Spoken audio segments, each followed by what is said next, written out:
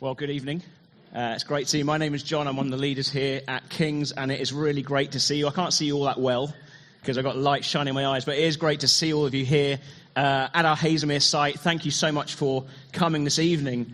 And I have to say, just before I continue talking, is that everything that you've seen tonight, all the singing, all the performing, the music, the sound, the lights, the videos, the kids, they're all people from here. They're all people from this church, and I think they've just done an outstanding, outstanding job. So can we just... Yeah.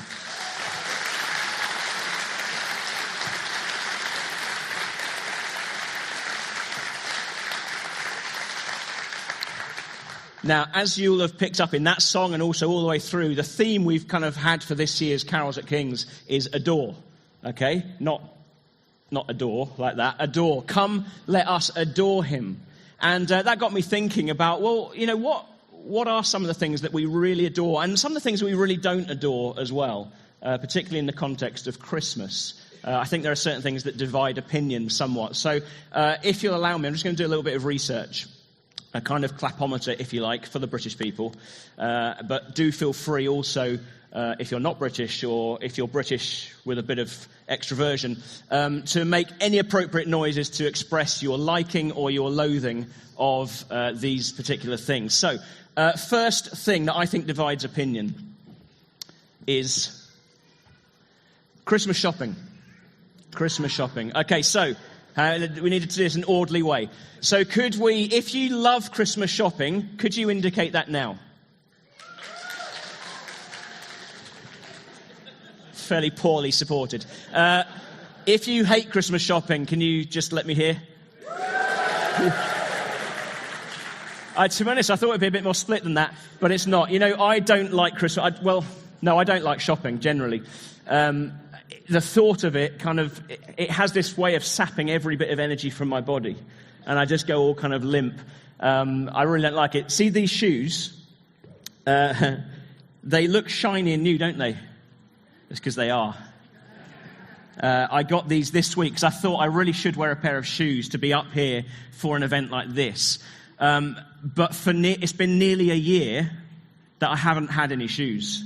I've been wearing trainers for nearly a year, seriously, because the thought of my previous pair of shoes, my one pair of shoes that I wore for everything, were just battered. They were worn to death, holes in the soles, wet feet, the lot. But the thought of actually going and having to try and choose shoes was too much for me, and I just kept putting it off. I had a 3-month sabbatical from May to July. It was on my to-do list to get some shoes. Couldn't do it. Didn't have the motivation. So I hope you feel privileged, for one. And but I'm not a fan of shopping. Okay, next thing that divides opinion. Christmas music. So let me know if you love Christmas music. Okay, and if you really can't stand Christmas music? Oh, okay. Okay, interesting. I used to really like Christmas music until I had children who would play the same song on repeat. Wish it could be Christmas every day. No, I don't. In October. And so it's my yearly mission now to ban Christmas music until December. I'm often unsuccessful in that, though. So that's Christmas music. Next thing, which I think this is the real opinion divider, although why this divides opinion, I have no idea. But, okay, I think I've made it obvious where I stand on this. Let me know if you love Brussels sprouts.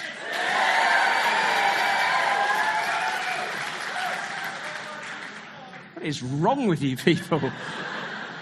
Okay, let me know if you hate Brussels sprouts. Oh, yes! Okay, fantastic. I've got some support. Brussels sprouts. So, every year, we eat lunch during the day with my side of the family, and my contribution to that meal is the gravy. No. Because this isn't just any gravy. I'm not talking about Bisto. This is gravy that is made with love, care, diligence, a little bit of magic. It's special gravy, and it's really what makes the meal great. You know it's true. And so imagine my dismay when I see people pouring this nectar over some Brussels sprouts and contaminating the gravy. You know, at best it's disappointing, and at worst it's utterly offensive. You see, people who are pro-Brussels sprouts, they'll often say something like, but they're lovely if you cook them up with some bacon and some garlic. You know, it says a lot if you have to cover the flavour with bacon and garlic. And you know what? Just cook me some bacon and I'll be happy. In fact, even better, wrap some sausages in bacon and cook them. Sorry to any vegetarians or vegans. Not that sorry, actually. But fun fact about Brussels sprouts contain cyanide. Did you know that? They do. Brussels sprouts contain cyanide. That's why you should stay away from them. They're trying to kill you. So stay away from Brussels sprouts. Right, final one.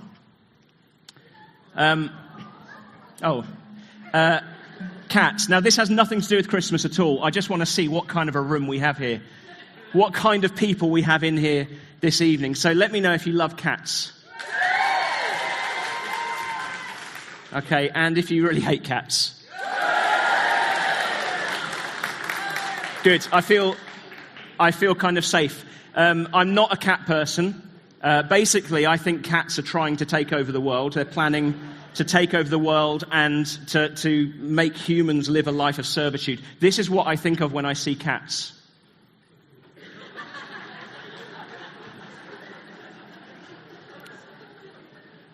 So I'm not a huge cat fan. But hey, that is just my opinion. Okay? And that's what all of this stuff is. That's the point. All of this stuff is about opinions. Subjective opinions of things you love and things that you hate and things that you're just indifferent about. And, you know, to say that Brussels sprouts are lovely or that Brussels sprouts are disgusting is not actually a statement of fact. It's a statement of opinion. There's no articulation of a universal truth there. It's just how I feel about Brussels sprouts. But they are disgusting. But what is it that you adore? What do you adore? Because that actually carries a greater meaning. There's a greater weight to that than just simply, I really like this or I love that. Because the word adore implies actually a sense of worship. There's a sense of giving yourself, giving everything to a thing or to a person. The song we just heard had that line in it, let all that is within us adore. All that is within us. There's this pouring out, there's this giving of yourself that is implied in the word adore. It's a lot more than having a strong liking for something, and therefore it has to be built on something stronger. It's got to be built on a firmer foundation than just subjective opinion, to be able to say, I adore you, or I adore that. Now everybody, every human being adores something or someone, even if that someone is themselves, of course. Every person, every human worships something. We all do. We all give ourselves to something or someone. We all find our meaning in life from something or someone. Whether that's your partner, your husband, your wife, your family, your children, or maybe it's your career, your job. That's where you give yourself. That's where you find your sense of meaning in life. Or it's sports teams, or it's having status, having money, having power or achievements, whatever it might be. We all worship something. There are lots of different foundations that people build their lives on. Things that we adore, things that we give ourselves to. In which case, to use the word adore at Christmas might seem very strange to some. To put so much emphasis and worship on a baby, I mean, out of the billions of babies that have been born in history, this particular baby, born into poverty, in scandalous circumstances in that day, in some backwater in the Middle East more than 2,000 years ago. I mean, really, what is that about? It only makes sense to do that if everything that the Bible says about that particular baby is true. If it's not true, well, then Christmas is meaningless, and well, what are we even doing here? But if it is true, it changes everything. It really does change everything. It gives every person a decision to make, a choice to make about who this baby is. And to adore him, to worship him, if this is true, becomes something that's not just subjective, but it's not just, I really quite like something Jesus said and so I worship him. It's I worship him in response to the truth of who he is and what he has done. It actually, if it's true, becomes the most natural thing that we as human beings can do, the thing that we were made for, where we find fulfillment. So it's a pivotal question. It's an absolutely pivotal question for every person in the world. Is it true? Is it true? And it was C.S. Lewis who said, Christianity, if false, is of no importance. It's utterly irrelevant. And there might be some of you here who think that. And if it's true, it is of infinite importance. But the one thing it cannot be is moderately important. So why is it so important? Well, because, again, if it is true that Jesus really is who he claimed he was, that he really is God himself, that he entered this world, he entered into the darkness and the suffering of this world along with us, and that he went on to do what the Bible says he did, that he died in our place in order to make a way for us to have peace with God, a way for us to get back to God. If that's true, if the gospel is true and you accept it as true, what happens is that your center of gravity shifts. And it shifts away from yourself and onto somebody who is infinitely more reliable than yourself. And the effect of that, or one of the effects of that, is that when something in life happens, when something hits that makes you realize that you're not invincible, whether that's losing a job or a health scare, a health issue, or the death of a loved one, or a breakdown in relationship, or all sorts of terrible, terrible things that happen to us in our lives, whatever it might be, while that's something that shakes you up, the fundamental foundation of your life is not shaken. Because your adoration and your worship is focused on God, then you stand on a firm and sure foundation of a God who doesn't change, who loves you perfectly and eternally, and there is nothing that can ever change that, whatever happens in your life. And so you can know peace, you can know joy, you can know security, you can know hope in every circumstance of life, even the very worst circumstances. That's why this is important. Now, I'm very aware, of course, that for some, this is just a fairy tale. You know, you might think I'm utterly deluded for believing this, for what I believe. I'm stupid for believing it. It's just a fairy tale. It's just a children's story. Although I would say that if I was making up a children's story, or trying to write a story that would be celebrated for thousands of years, I don't think I'd write it like this one, with an illegitimate baby born in a feeding trough, and a king who slaughters all the boys aged 2 and under in Bethlehem, and this child who grows up only to be crucified, killed in an agonizing way on a Roman cross. I don't think I'd write my children's story like that. There doesn't seem to be very much to celebrate about that story if the claims of the Bible are not true. Nobody would make that kind of a story up. But also, to claim that this is a fairy tale, you do have to ignore an awful lot of scholarship and historical research and analysis and scrutiny and textual criticism and all the rest that would absolutely affirm the authenticity and the accuracy and the historicity of the New Testament documents about Jesus. Not just Christian historians, atheist historians, basically all historians. Or you might have more of a scientific objection, not a historical one. But then you've got to understand, not all scientists are atheists.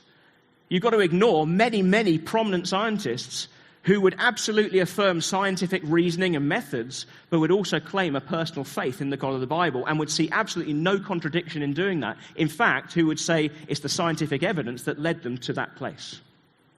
And so what I'm trying to say is, you can't just claim that this is a fairy tale. Well, not with any credibility anyway. Because there's just too much evidence you have to ignore and push to the side and pretend it's not there in order to do that. But, and this is really important, I do believe that this is a truth that is self-authenticating.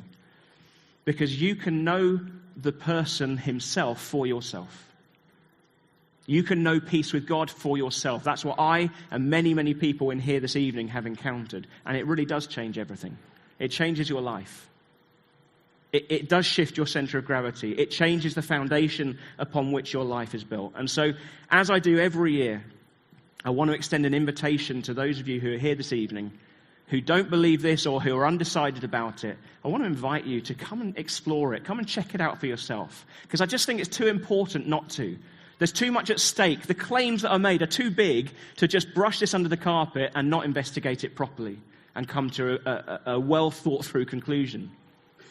And so there's two ways that I'd encourage you to do that, or I'd invite you to do that. One is Alpha. So next term we'll be running an Alpha course down at our town centre site.